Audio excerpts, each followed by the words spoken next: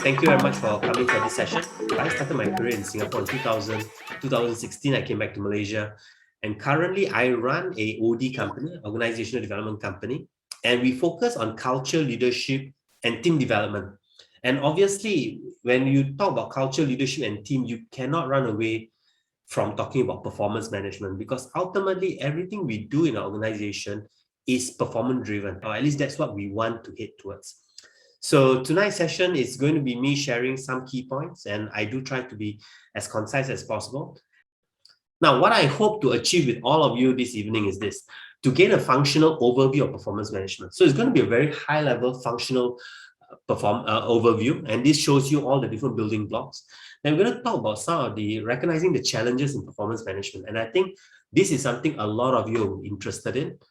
Then we're going to talk about being aware of the various tools in performance management. Now, so when we talk about tools, I'm not talking about apps and softwares. I'm talking more in terms of what are some of the basic fundamental tools. And finally, a practical approach to motivate employees when it comes to performance. So these are the things that I would like to be able to share tonight.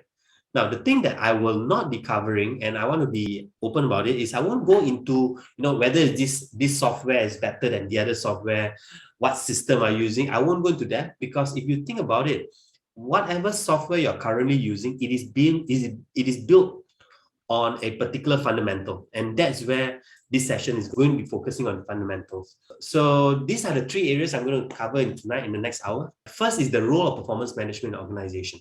This is key because everything starts with why.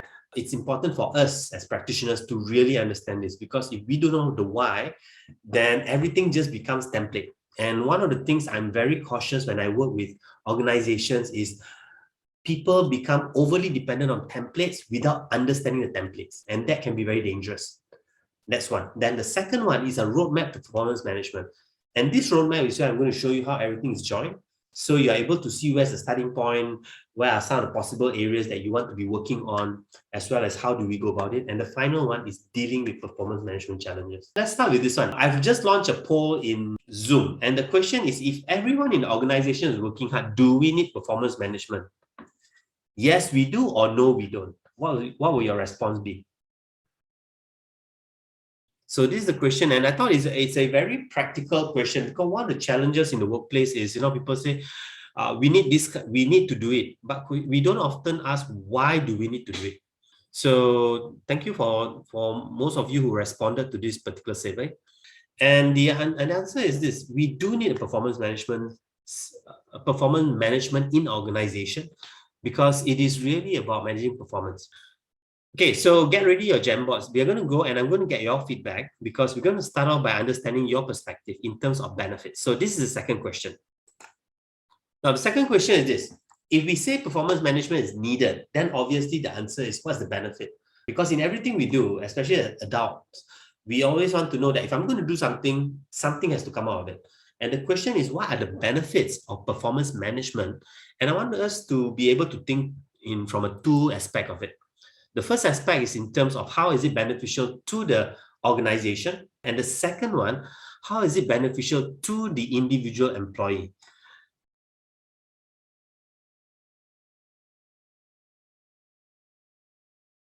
The conversations today. Right. Okay, good. For employees to understand properly their roles, purpose in the organization, performance management, to know the expectation from the organization, also great. So performance management helps them to understand expectation, being recognized and know that company takes performance seriously, great. So it's about setting the tone. At the end of the day, when working in an organization, there's this principle of mutual benefit. The organization needs to benefit, the employees need to benefit. Now, pay, if you're familiar with the word hygiene factor, pay is not a motivator. Pay is a hygiene factor. Therefore, pay by itself doesn't motivate. We need to find what else can motivate. Understand? All right, great. So I'm going to move on from here. I think one of the things that I want to highlight, all of you mentioned, it is about achieving the organization's goal. And that is the most obvious, to achieve our organization's goal. I would like to propose a few things. When we do performance management correctly, it is actually a diagnostic tool to understand the organization itself. So think of it as going to the doctor. If you're not feeling well, then the doctor will do diagnostic and to know, is it a heart issue? Is it a liver problem? What is the problem? Then once you find a problem, then you're able to solve it. So performance management in its entirety actually helps the organization to diagnose the health. And that's what we want to be looking very much at a bigger picture. Now, the other thing is about creating a sense of fairness. If you think about it, in an organization of say 1, 200, 300 people, everybody comes with a different mindset. Everybody has their opinion of the organization. Everybody has an opinion of what the performance should, how performance should be measured in an organization. And therefore, there's so many expectations and understanding. And therefore, if organization does not address it, they do not have a proper formalized performance management, then there isn't a sense of fairness because people will say, oh, because he's closer to the boss, he gets more. Or because he's the son, gets more. Because why? There isn't a sense of fairness.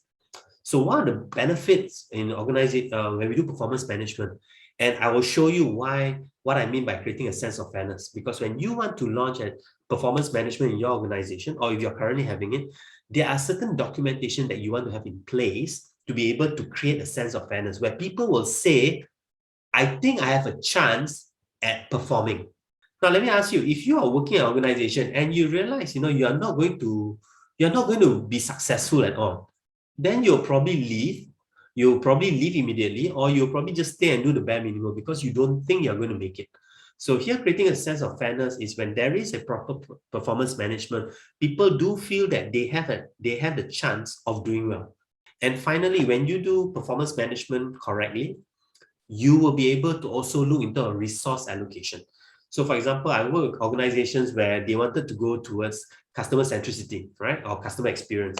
And therefore the department, in that particular company, the customer service department actually got a bigger budget, got more headcount for that particular term because it was appropriate resource to the strategy that they want.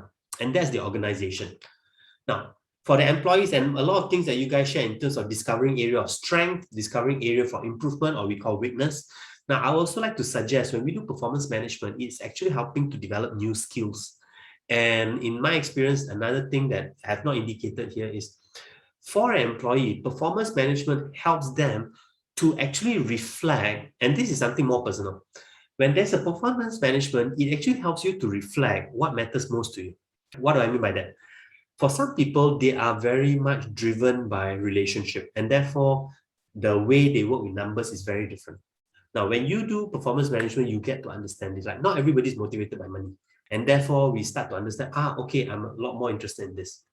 Now, the other thing about developing new skills, when I talk about performance management, the benefits of it, when there is a proper performance management, you are able to develop skill in a very organized way rather than a haphazard way.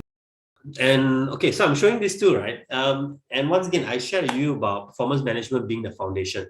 One of the motivator for me to do this session is when I talk to clients or organization, and I hear people talk about high performance culture. Now, can I just check with you guys, how many of you, your organization has something to do with high performance culture?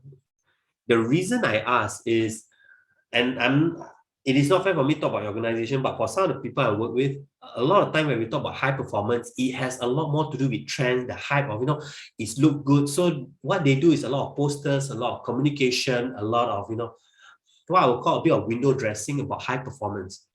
Now, once again, if you do a high performance, it is the foundation, which means it is the backbone of any organization.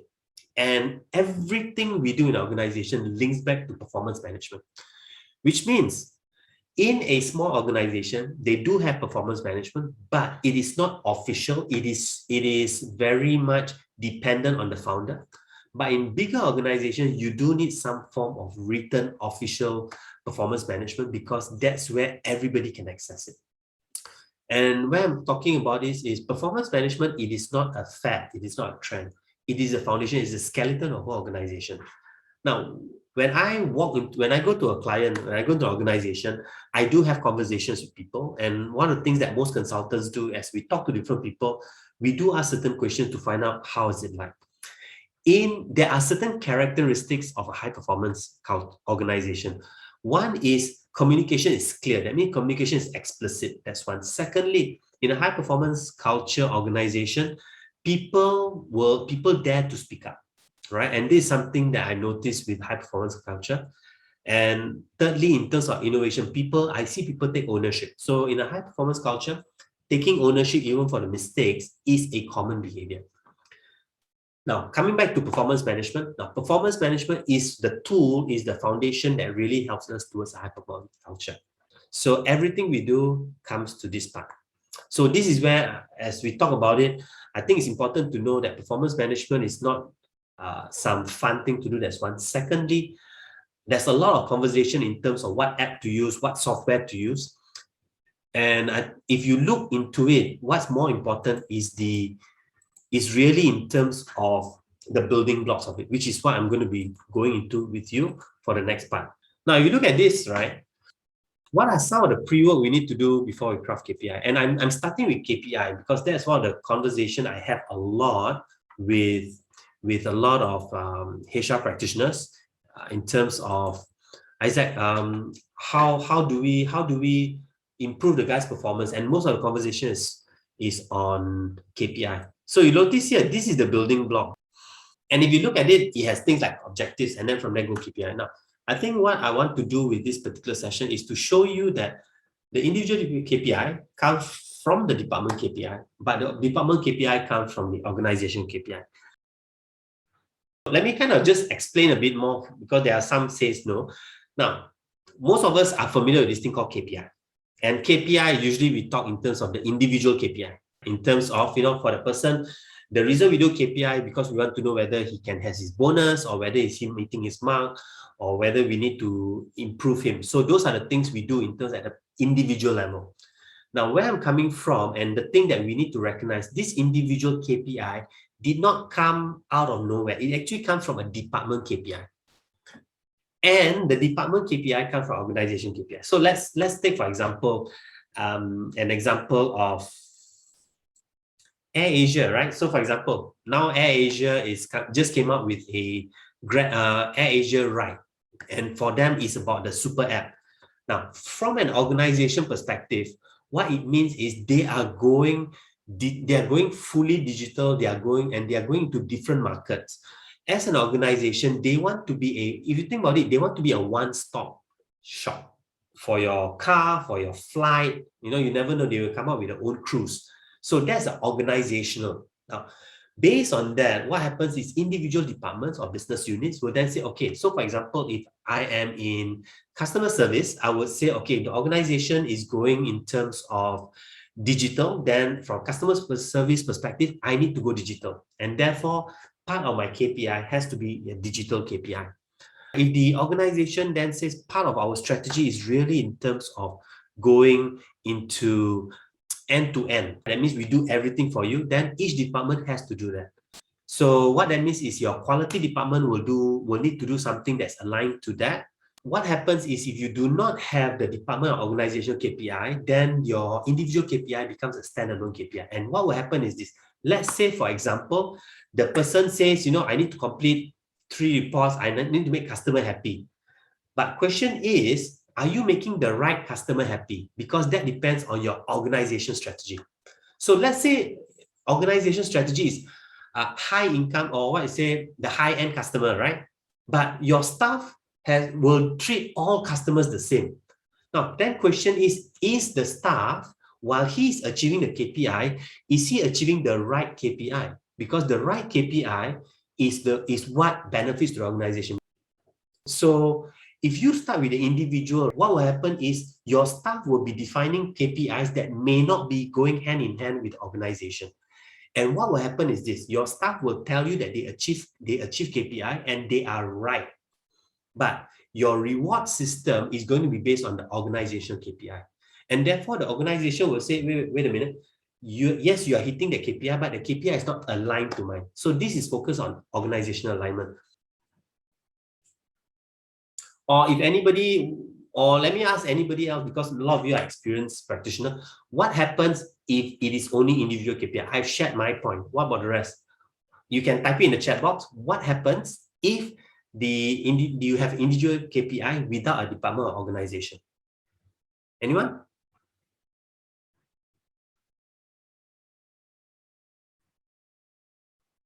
This is the challenge that happens for everyone, and this is where frustration comes in. Let me give you an example.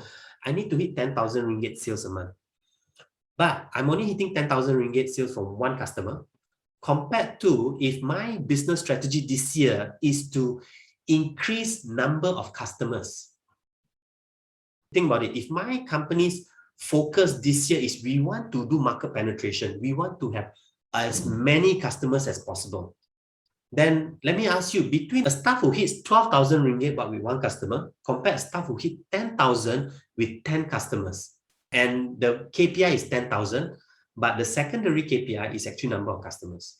So this is why it is important to have the organizational and departmental goals aligned before you do individual KPIs. If you don't have that, then frustration will happen. Okay. Let's go to organizational KPI.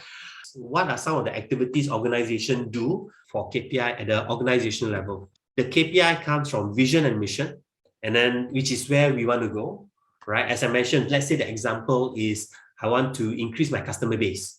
That's one. But also, I want to increase my customer base, but at the same time, I want to have maybe 70% of high net worth versus 20% mid-income and 10% at the lower end. Now, that itself is a strategy. And that based on that, we go to balance scorecard. These are some of the tools that you must understand, have some basic understanding if you are looking at crafting performance management. I'm not going to go so deep into balance scorecard because my objective is to help you look at the roadmap of how everything is linked. But balance scorecard is your first, I would say, your first dashboard you want to have in creating performance management. So, okay, I have the balance scorecard. I have from my vision, and usually this is where some of you are involved. You have things like strategic planning retreat, senior leadership team retreat, and then you have the core values, the mission, vision, bring it down, and these are usually your 2-3 days event, and then come up with balance scorecard. Now, from balance scorecard, you go to create a departmental balance scorecard, right? And then from there, as a let's say you are the department head, you are looking in terms of, okay, this is what we do, this is the strategy, what are the resource planning I need? So once again, if your department is the focal point for that year, obviously you will need more resources, right? If your department is not. So for example, I remember there was one car company I was working with. That particular year, they had a lot of issues with after-sales service. And therefore, that focus for that particular 6 months was on after-sales. We need to improve our after-sales because customers complaining. So obviously, the after-sales team actually had more resources because they are doing that. Now, what was interesting is some of the other HOD felt that the CEO was not being fair because he was giving more resources to after-sales. Now, they found it not fair because they were not aware of, they couldn't appreciate the strategy itself, right? So this is where it's important as at the HOD level and all to understand organizational strategy. Now, strategy means how we want to maneuver in the market, and that's what we need. So at the HOD level, you look at your own balance scorecard. Then you come in terms of resource planning, and when we talk about resource, it's finance, it is systems, it is people, right? So those are resources, and you want to be looking at that, which is why that's where you start to do departmental budgeting, right? And right, so resource planning here will be converted into budgeting, and once again, it will be submitted to an organization to look into how do you do it. Now, in organization that does not do things strategic, then the usual approach is whatever budget plus 10% from last year, or reduce 10% from last year. So that's how the generic way of doing. But when you're doing more strategic, that's where you start to realize different departments may have very different priorities. Now, based on resource planning, and that's where in some companies you do a bit of a SWOT analysis in terms of your strengths, weaknesses, opportunities, and threat as part of your planning for the department. Now, once you do that, then you go to development. Now, development, and this is where last week I was talking about TNA, you can link development to TNA in terms of recognizing, okay, we do not have this. So it could be TNA, it could be hiring, right? So that's how organization looks in terms of how do we perform. So We have done this. We have brought down to resource planning in terms of the budgeting. We have brought down to development, and that's really in terms of what do we need to do to close the gap to reach the next part. Now, that's where we go to the next level, which is KPI setting. KPI setting, this is where the link comes from the above. So you notice it starts from organization, departmental to individual. And there's also this thing called personal development plan. Now, personal development plan, in most situations, in most organizations, the focus has always been skills that's related to the workplace. In today's context, where people also want skill that benefits them, there are some organizations that actually factor things like if the fellow likes baking, he is actually allowed to take a course on baking as part of his personal development because that's what he enjoys. And that is used as a retention strategy by itself. All right. You notice I put it under that alignment and communication for buy-in. Now, especially from the HR department, it's important to constantly do the alignment as well as the communication, because you know why? Newcomers comes in, they may not understand this whole thing, and they may feel that the KPIs are not favorable to them. They may feel that they are not being treated fairly, and therefore the communication is very, very important. The alignment is important. Now, the key takeaway here is if you're going to talk about KPI for individual, it has to come from department, and from department comes from organization. So let's move on. Balance scorecard. For those of you who knows it, amazing. For those of you who are not familiar with balance scorecard was created in the 70s by Kaplan and Norton, and they understood as this is it's a balanced way of managing performance. Now, if you look, I've purposely highlighted red and green because if you look at red, those are external factors. That means financials in terms of revenue and customers. So those two factors are outward looking. The green one, which is learning and growth and internal business, are inward looking.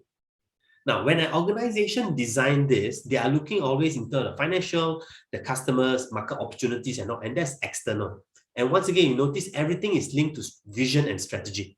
I mentioned here a clear performance management policy is a document to communicate to all employees. Now, this is a document that states your performance management policy, what is it about, the purpose, who's responsible.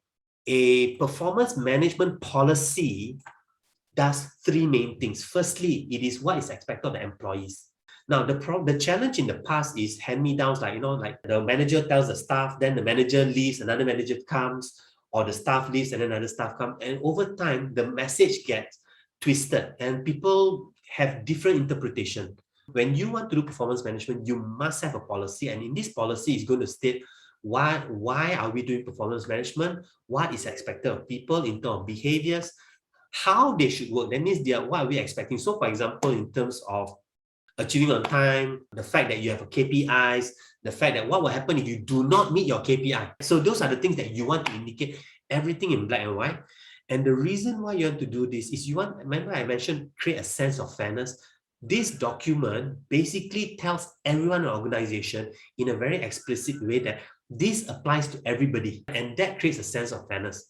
Now, in the management policy, in the performance management policy, it also talks about how will they be rewarded. And this is something everybody wants to know about.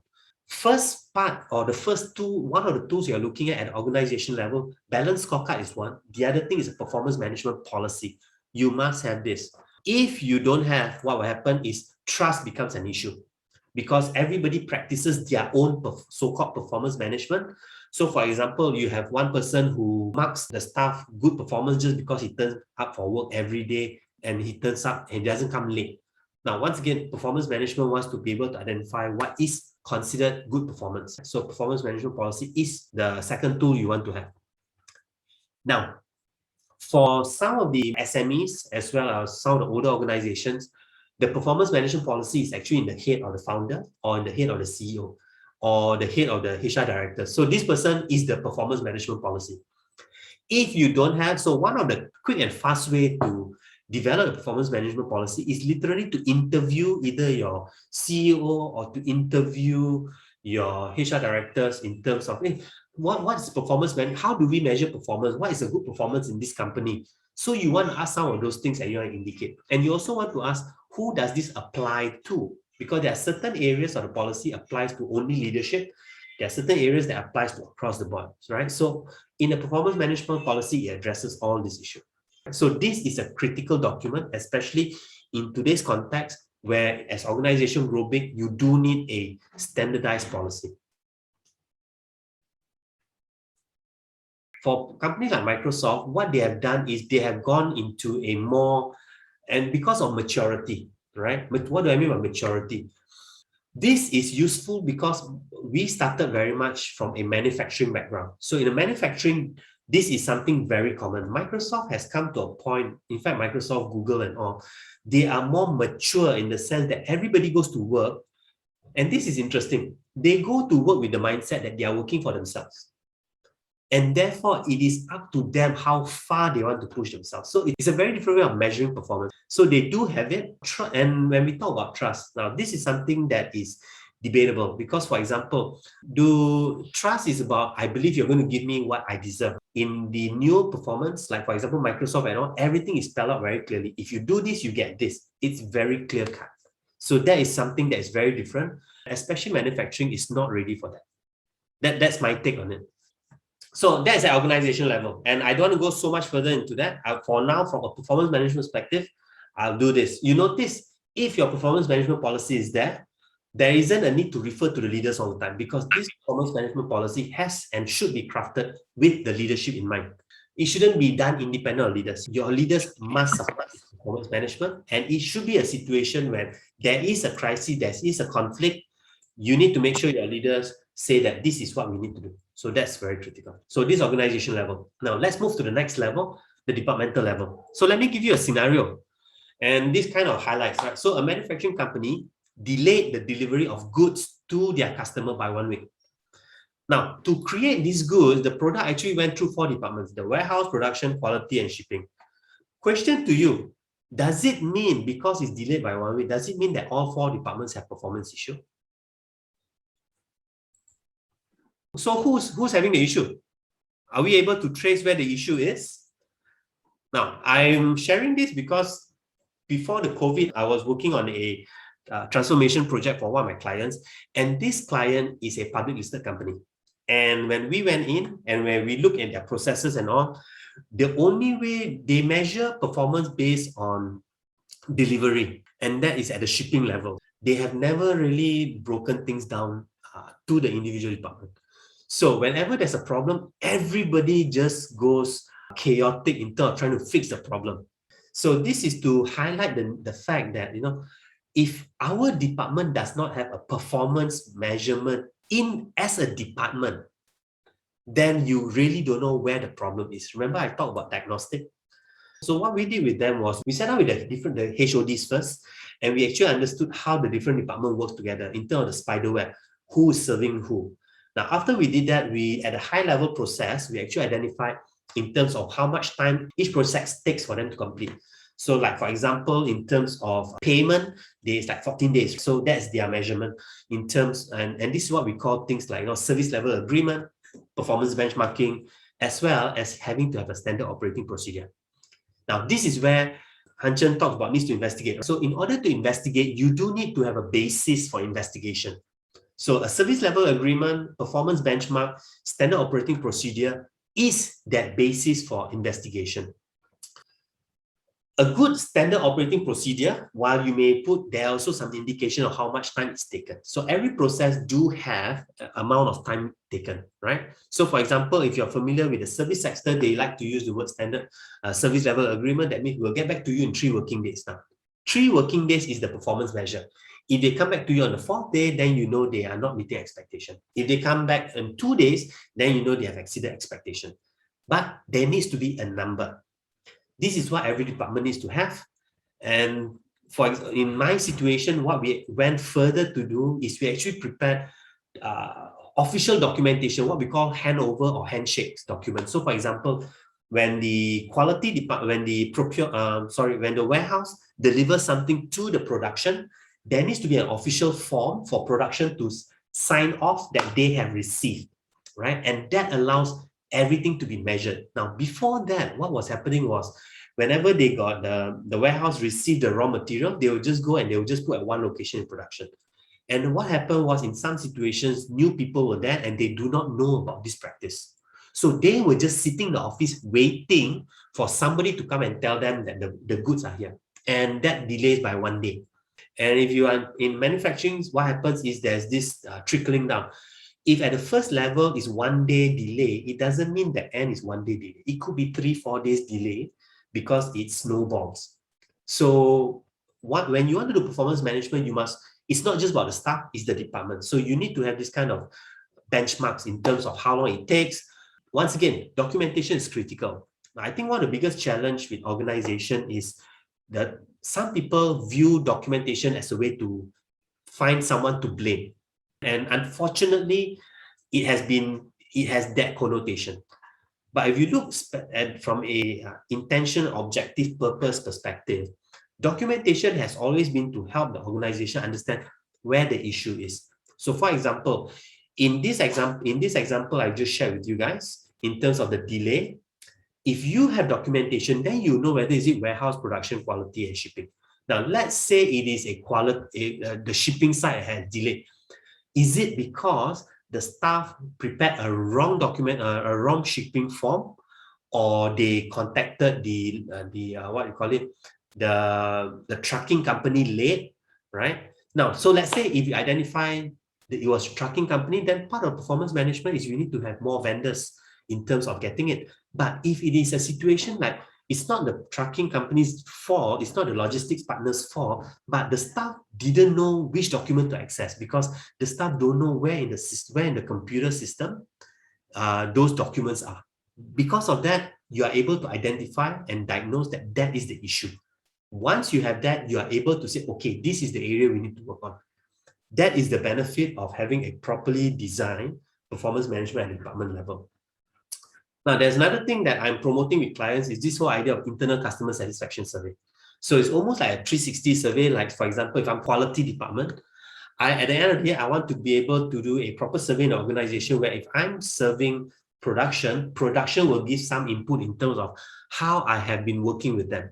And that's what we call the internal customer satisfaction survey.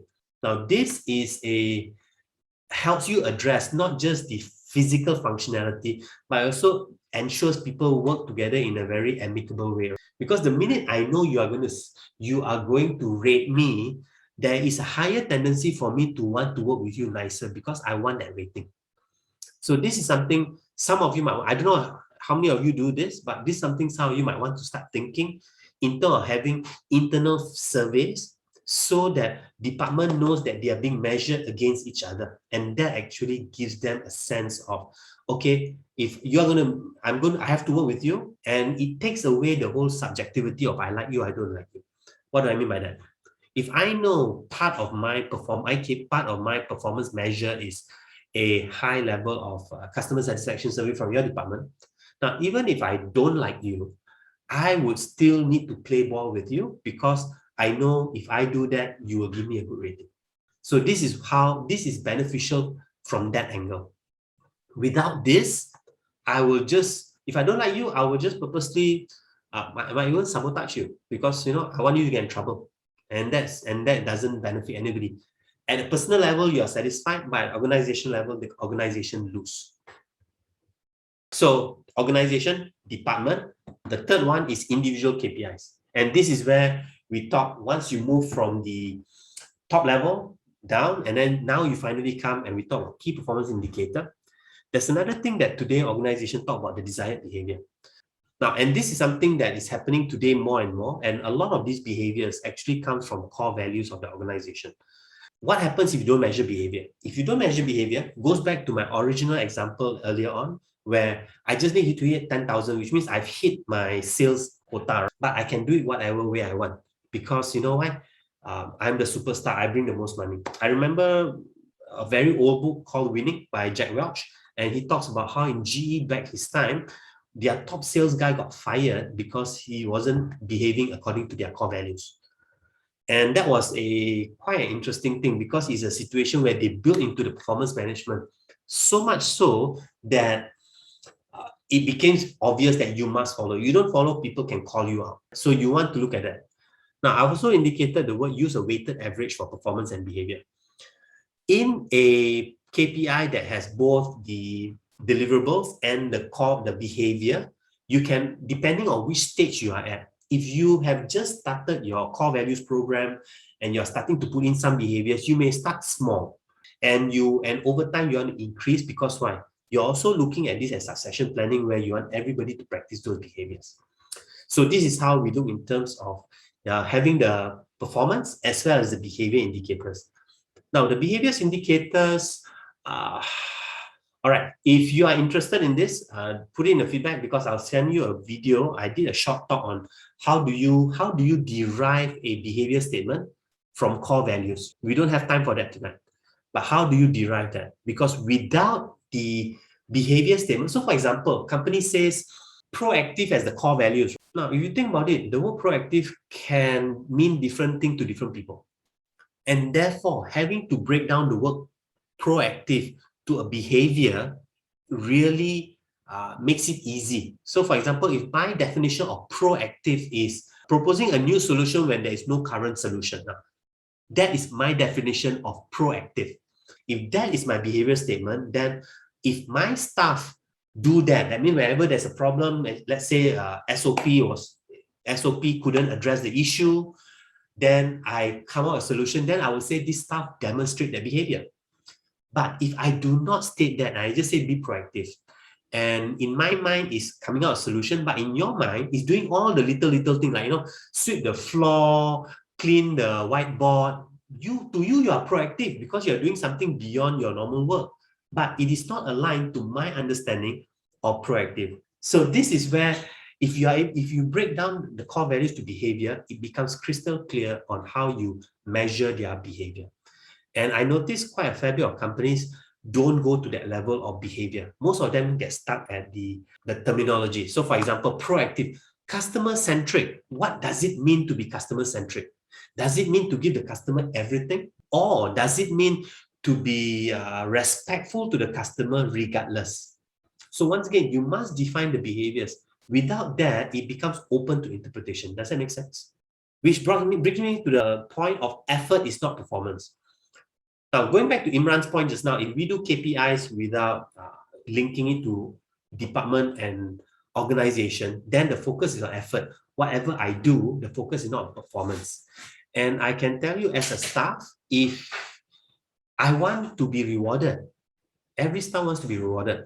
For example, if I don't hit a target, I will tell you that, but I've done so many things. I've met so many people. I've gone for so many sales calls. So that conversation will happen.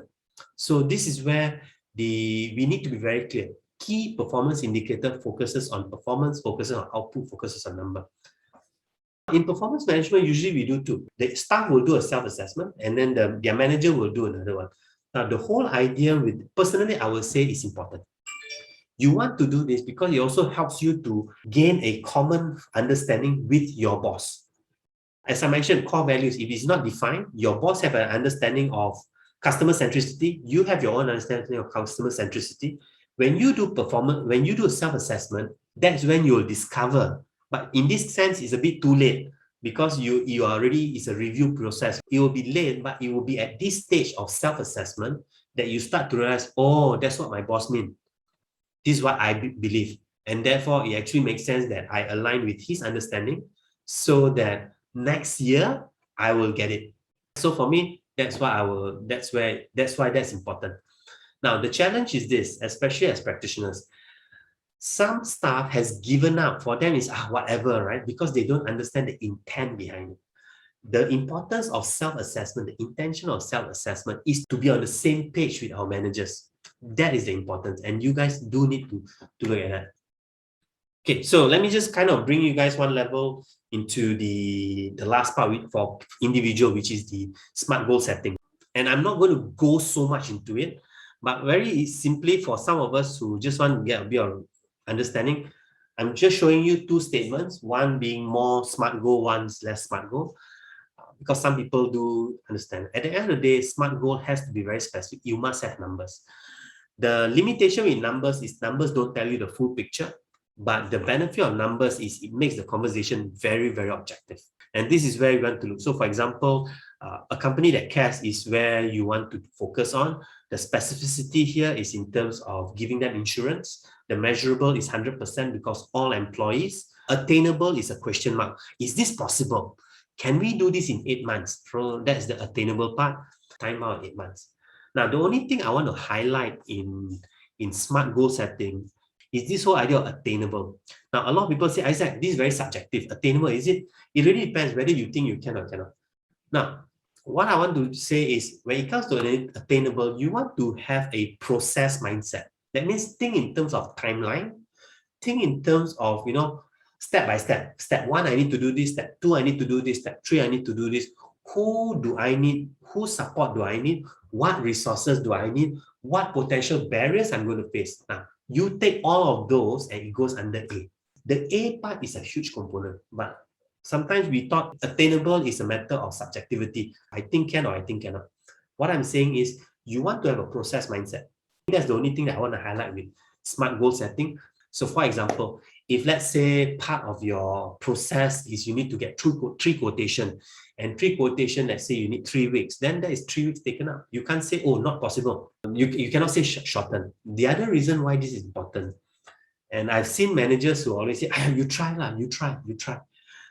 Now, trying is good, but if you put it down on paper in terms of a process and you see it's not possible, it is important to tell manager, it's really not possible.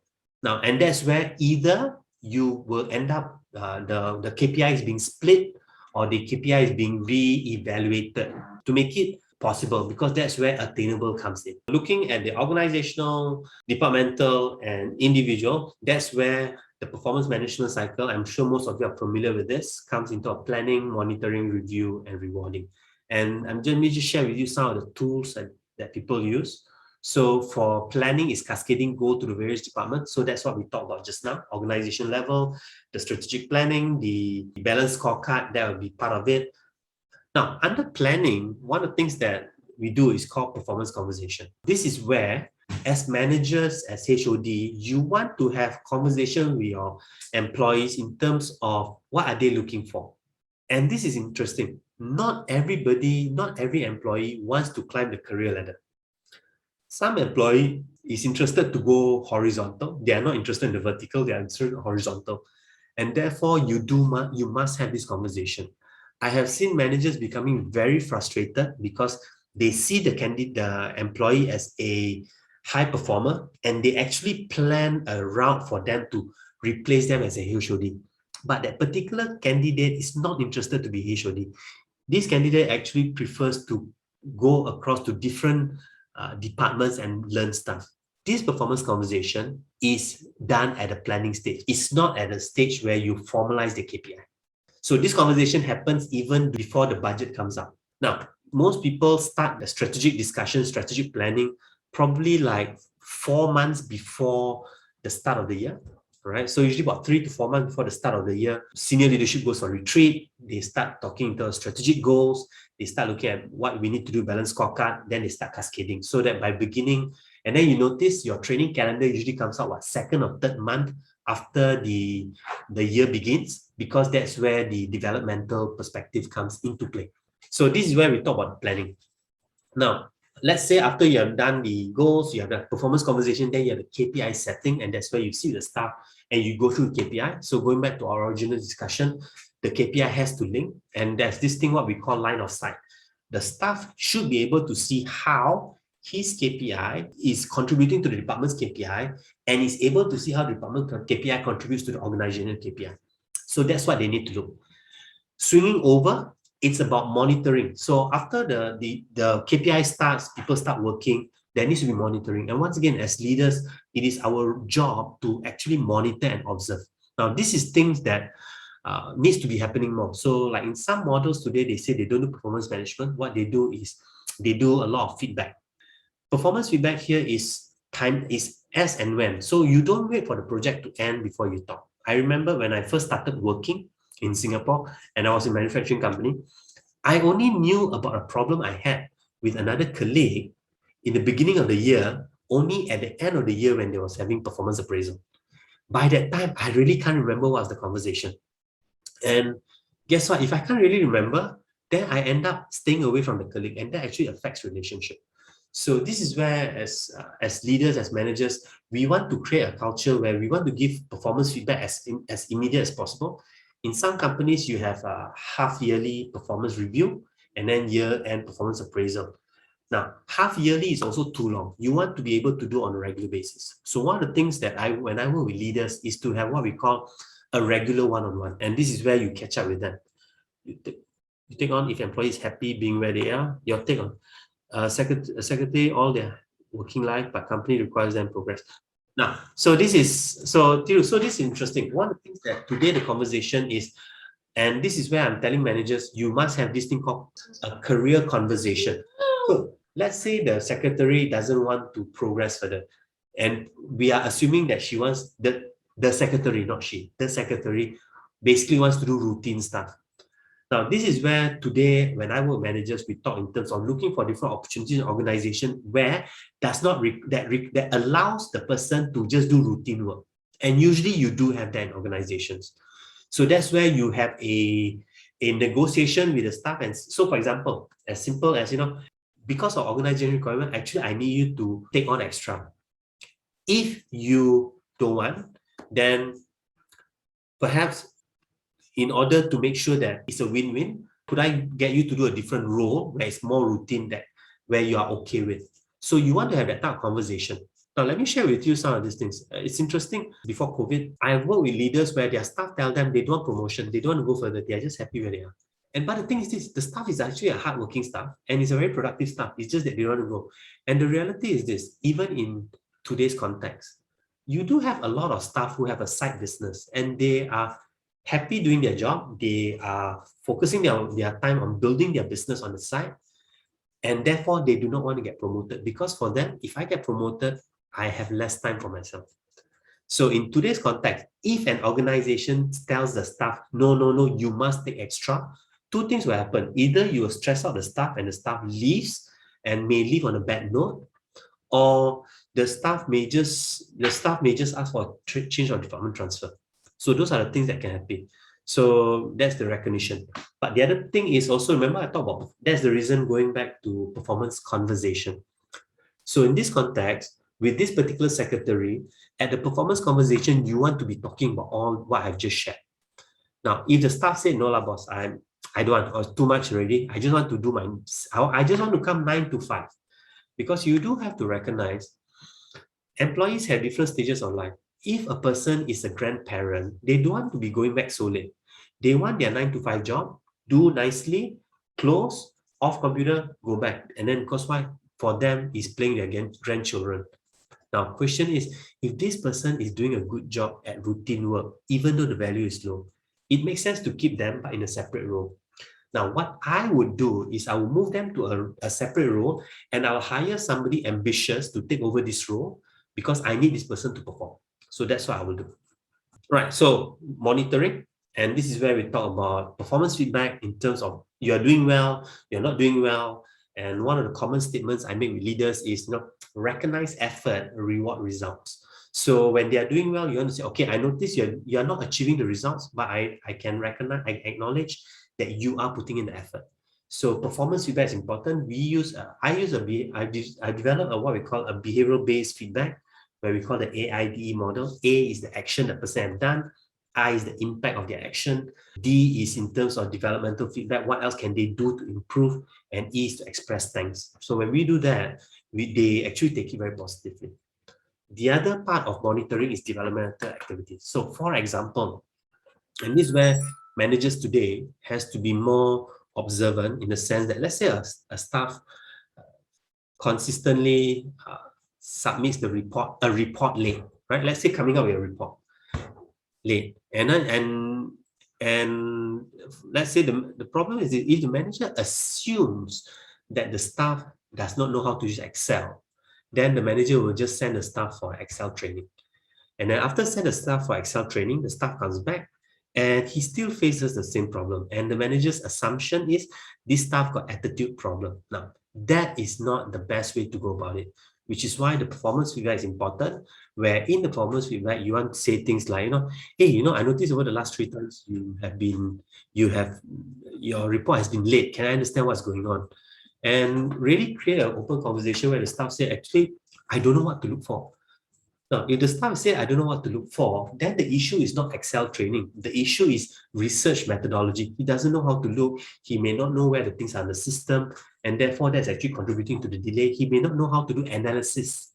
So this is that conversation managers need to do as part of the development activities. Now, it could be a training program that you send them for, or it could be getting them a buddy to be able to improve them. And this is under monitoring. You have done this, then the next stage is really reviewing.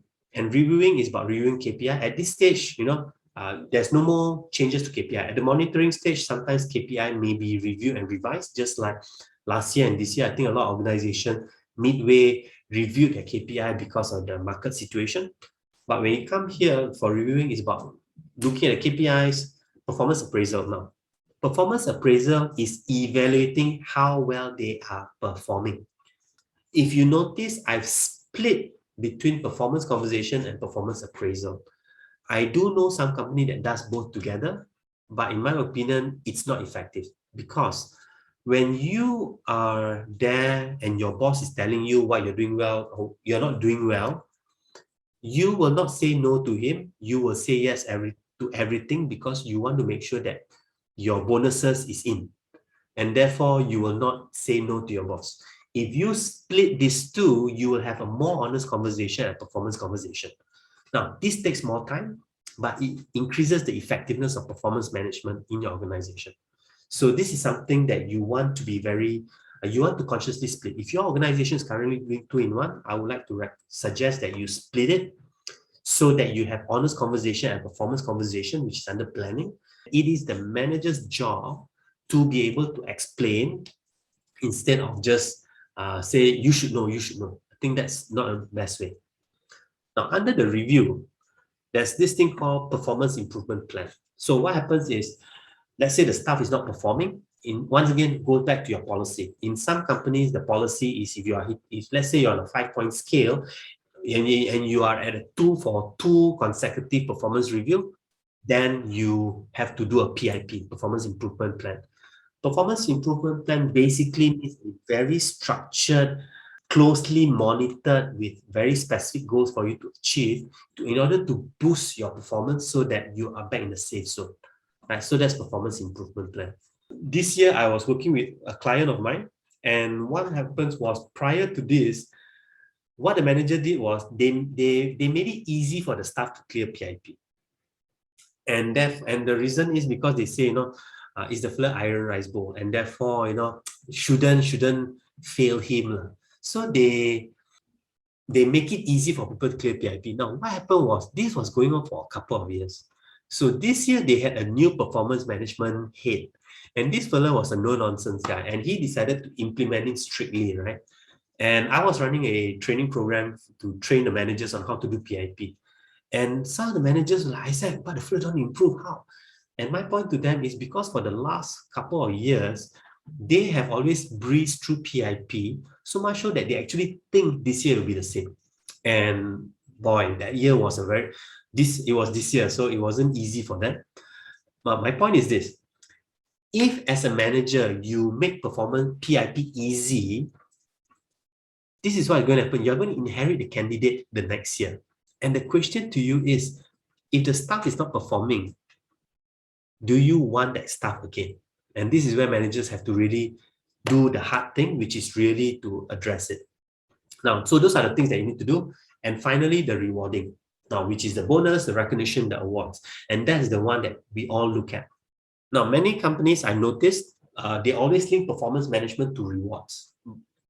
Last year, I was doing a program, and the owners basically said, Isaac, this year we are not giving bonus. Therefore, we are not doing performance management this year. Then I asked them why. Because his idea as a business owner is, if I'm not going to give bonus, then no point doing performance management, because performance management is to quantify their rewards. Now, go back to my original slide just now, where I say performance management is about helping the staff to improve. And therefore, even if you're not giving reward, performance management is critical to be able to get them to be a better person, right? So that's one thing. So if you can come on page 5 on Jamboard and indicate your answers here. 4 minutes for you guys to just indicate your challenges with regards to performance management. All right, so guys, indicate here. I'm going to share in terms of what are the challenges I noticed. The Malaysian culture is one where we are very nice and we want to reward everybody. But when performance management, there must always be a clear winner. And that's how the system is designed as of now. Especially in manufacturing, I've seen situations where the managers will say, oh, this year I can only promote one. So for you, I know you're hardworking. Next year I'll promote you. You just be patient. Now, that is a very dangerous thing to do because promotion is always at the discretion of the management, not the particular manager. So you need to be aware of that.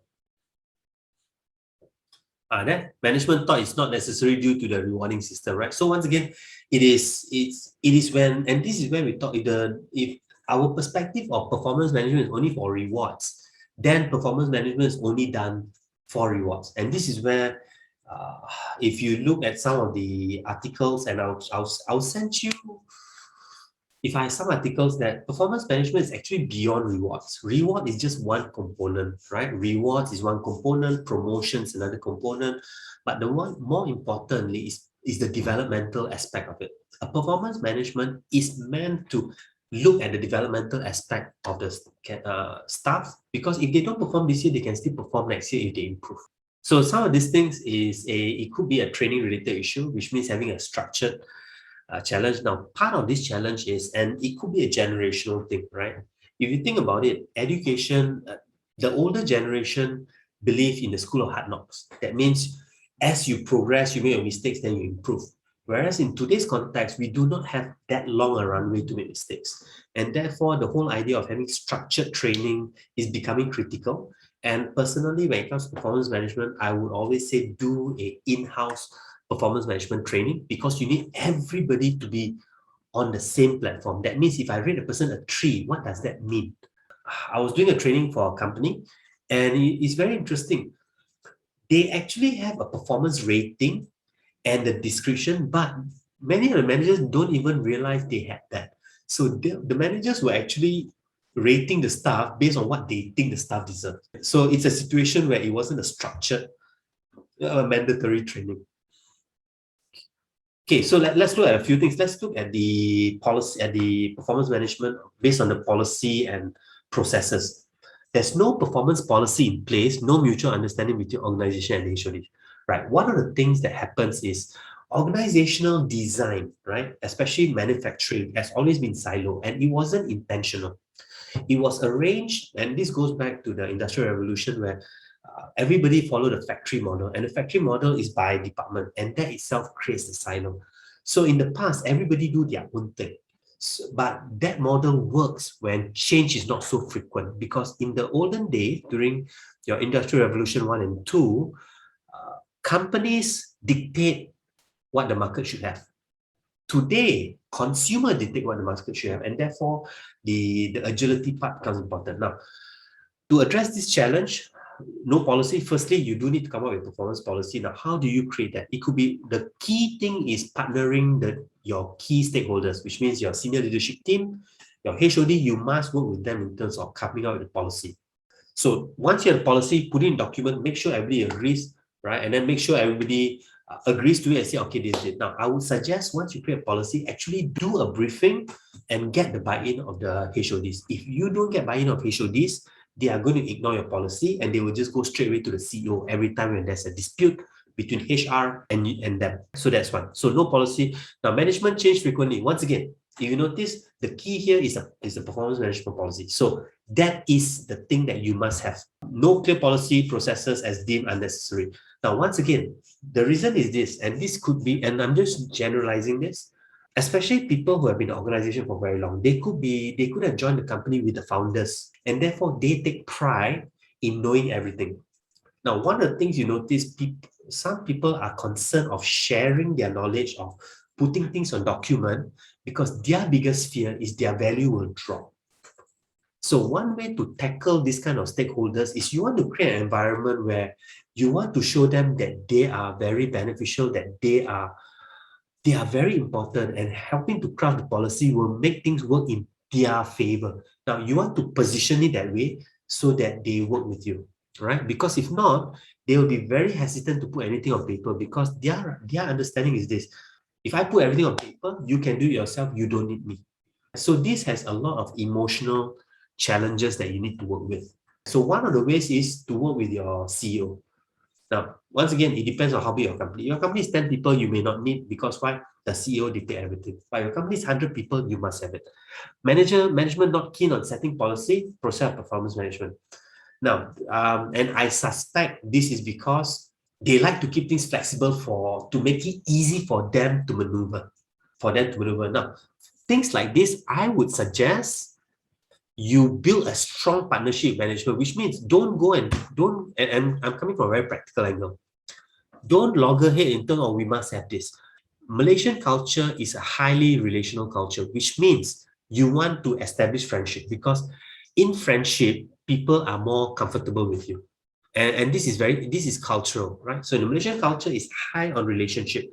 So whether you like your management or not, you want to really build close relationship with the person. You want to be able to make the person feel comfortable. You want to make the person feel like, they know everything so that when they are more open to your suggestion later on. So that's something that you need to do. If you don't do a policy or process for performance management, what will happen is going down the line, when the organization is big, it's something that have to happen. Secondly, this will be addressed if you are an ISO organization. So another way you want to go about it is to work with your management to say, let's do ISO. So it's not you pushing it, it's ISO helping you to push it. So that is another entry point to do this. So if your company is saying that, oh, we want to go regional, we want to go outside Malaysia, then doing ISO makes sense. Now, when you do ISO, policies are important. So that's one angle you can bring in the policies. I hope that addresses that. Regards to the people, setting inappropriate goals and KPI, this once again, because the Malaysian culture, we are highly relational, so people take things very personally, and therefore sometimes they just throw numbers, that's one. Secondly, because it's not linked to the departmental and to the organization, therefore the goal may not be appropriate. Thirdly, it may be a way that a manager wants to get an employee out. So this is something that has been happening in the past. Manager thinks his HR responsibility if employee is not performing. This is something you must work with the senior leadership team to make sure to get them realize that it is the manager's responsibility. The problem today is because the H in HR means human. So managers think it's all HR problem. Once again, this comes from a very manufacturing way of thinking. Now, how do you address this? Once again, you want to build partnership. So some people I call it political savviness. As practitioners, you really want to make friends with these managers because these managers will do things out of friendship. They may not do things out of work, but they will do things out of friendship. And moving from Singapore to Malaysia, I had to learn this the hard way, that friendship helps you achieve more than being professional. All right? I don't know whether you guys agree with me on that, but this is what I've noticed ever since I came back to Malaysia. Friendship helps you achieve more than trying to be professional. Management thought is not necessary due to, okay, so we addressed that already, the reward. Manager not familiar with performance management. All right. So once again, you might want to expose them. Nowadays, there's a lot of e-learnings. There's a lot of free talks, YouTube videos. You may want to share not so much of, I want you to watch this, but once again, it's your approach to your management, because in Malaysian culture, the power distance is high. So the person is at the top do not want to be seen as he doesn't know anything. So this is where you want to be able to cozy up to them and say, hey, I found this very interesting. I'm just sharing with you. So it's a very subtle way of influencing them through awareness of what performance management is. That's one. Secondly, you might want to do a awareness lunch talk session on performance management, and for them to understand what's going on, for them to know what will happen if the company doesn't implement this. So let me share with you another story that I had. There was this company that I was working with. They were a small company, and they were having some mistakes. And I told the CEO, I said, if you don't put in proper structure, when your company grow, the fault or the errors are going to be more. And he was like, okay, but I'll take your I listen to you, but I have my way of doing it. Now, 2 years down the road, he actually called me back and said, we need to put a system in. And I said, what happened? He says, what you said was correct. The following year, we had 100% growth, and we actually had a lot more rejects because we never had a system in place. So one of the things organization needs to realize as you grow, a formalized system has to be put in place. Different measures and evaluation by different managers. So this is about standardization, right? So for this, it is about getting your managers to learn the same way in your organization. So if you're going using a 4-point scale or a 5-point scale, you need everybody to be doing the same. Now, my suggestion is do it as an in-house. Don't go for a public program. Because when you go public program and the different managers go for different public program, they learn different ways and they come back and it creates this problem. What you want is to have an in-house and make sure the trainer understands your performance management system and then teach your people in that approach, right? So that's what you have to do with aligning the system. No KPI, fairness in terms of performance management. So once again, so the SMART goal setting is a simple way to do it, right? And this is where sometimes this is where documentation is important. So you must have documentation. No clear direction addressing issues raised. So once again, if this is happening currently, then the challenge you're going to face is people are going to leave, especially the younger generation, they are just going to leave because for them, they have been trained in terms of doing things the right way.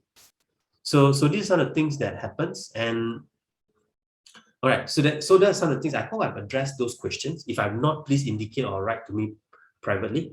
But at the same time, so bell curve. And this is where I want to just very quickly look at the bell curve issue. The way I explain bell curve is this. Every organization has limited resources, and therefore, they can only give so much. And therefore, a bell curve helps you in the distribution of the resources that they have. So that's how I would explain. Now, is it fair? The answer is no, it's not fair, but it is the only way in a systems perspective that you can manage your resources. So it all boils down to resource management. So that's my explanation with regards to the bell curve. Today, there's a lot of conversation about let's not do with bell curve, but what organization is doing this? They are doing a nominalization, which means it is not about a bell curve in one department, but it's across the entire organization. So they don't call it bell curve, but it uses the same principle, which is we have limited resources and we need to be able to give those who are performing more. Now, there are a few factors, and we talked about just now. Firstly, organizational factor. Because of how VUCA is, you want your management to be able to do a review probably every quarterly. That's what one of my client right now is doing. They have shifted from once a year to quarterly review of their organizational goals. That's one. The challenge is always a legacy issue. We have been doing it this way. The other one, which is a cultural issue, and this is inherited or what we call the local culture. Now, in Malaysian culture, because of the high power distance, senior leaders don't expect to be challenged. So they will be nice to you, but once you challenge them, they will become more defensive. So once again, the only way you want to work in this particular approach is building friendship. Leadership factor really is about the little Napoleon. So, and this way goes, you guys, every HOD runs things their own way. And if you do not have a performance management policy, they will continue doing that and they will always go to the CEO when there's a problem. Mr. Nice Guy issue is another Malaysian issue. We take things very personally. The boss wants to be nice to everybody, so he rates everybody the same. Then HR say, no, you must use bell curve. And then the manager will say, what to do? HR say, I need to rate you, I need to mark you low. So it becomes HR problem. Now, that's what is happening today. And it's happening because there's no proper policy, there's no proper process, and leaders are not being trained properly. Now, and the last one, employee factor. I will say that you are having a workforce today where people don't really know what they want. So two situations, either the staff don't know what they want because they were told that after I graduate, I must come and work, or they want to try every little thing in organization. Very quickly, in terms of how to address this, for organization factor is about prepare a performance review report, document workplace issue. In the Malaysian culture, we always don't document negative stuff. We only have dialogue.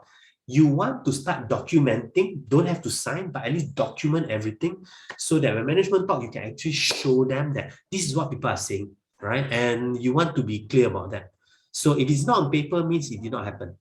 And in Malaysian culture, because we do not like to embarrass people, usually we don't put things on paper. But it is because of that, we're also having a lot of problems. Because whenever we say, so when did it happen, it's not on document.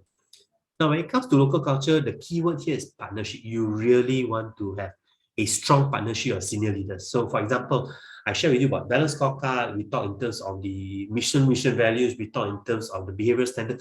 You want to be able to engage your management in this conversation, and then develop the behavioral standards. I will use the core values because, and this core value, most of the time, if the CEO is the founder, it is based on his personal values. That's what you want to look at. Leadership factor, I would say, build strong relationship and develop a structured leadership program where you create a clear understanding of leadership. Now, the challenge is this: in a lot of the leadership literature came from the West, and the West has an individualistic culture. Asia, Malaysia, we are what we call a collectivist society, which means it's all buddy, kawan. So because of that, the way we practice leadership here has always been Mr. Nice Guy. My experience working with leaders is you really need to get them to be clear that the right thing to do as manager is to rate people correctly. If they're not doing well, they need to be told that they're not doing well. And finally, help employees develop focus early in their career. So one of the things that we work with managers is to have this thing called career conversation, which means get your managers to sit down with a new guy and basically explore what is it that they want now. Career conversation is not about what are you going to be in 5 years in this company. No more. Today's career conversation is what are your big goals in life? Are you planning, do you plan to open your own cafe? Do you plan to do your own thing? Or do you see yourself in employment? Those are the conversations you want to have. And to do that, you do need to create a safe workspace, right? So questions. Anybody has questions? Because we are at the end of it. Once again, do help me complete the survey because it's good for me to know how tonight's session has gone.